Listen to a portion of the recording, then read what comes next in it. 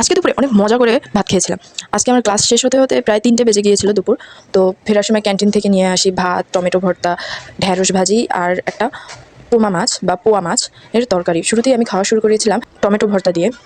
Tomato ভর্তা আমার all time favourite. এটা যদি মাটির চুলায় পুড়ে ভর্তা বানায় তখন ওটা আরও মজা লাগে। যদিও এই ভর্তাটা মজা ছিল। প্রথমেই আমি টমেটো ভর্তা দিয়ে মজা করে ভাত খেয়ে নিলাম। তারপর নিয়ে নিলাম একটু ঢেঁড়স ভাজি। ঢেঁড়স ভাজিটাও ভালোই ছিল। আর গরম ভাত, পেটে ক্ষুধা ছিল। সবকিছু মিলে অনেক মজা ছিল এবং সবশেষে নিয়েছিলাম এই পোয়া মাছের তরকারিটা।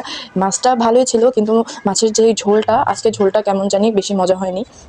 ব্যাপার না, সব দিন তো আর খাবার সবটা মজা হয় না। মাছটা ভালো লাগছিল বাট ঝোলটা আমার কাছে আজকে বেশি মজা লাগেনি।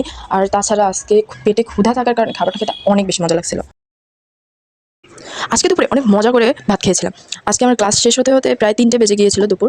তো ফেরার সময় ক্যান্টিন থেকে নিয়ে আসি ভাত, টমেটো ভর্তা, ঢেঁড়স ভাজি আর একটা পোমা মাছ বা পোয়া মাছ এর তরকারি। শুরুতেই আমি খাওয়া শুরু করেছিলাম টমেটো ভর্তা দিয়ে।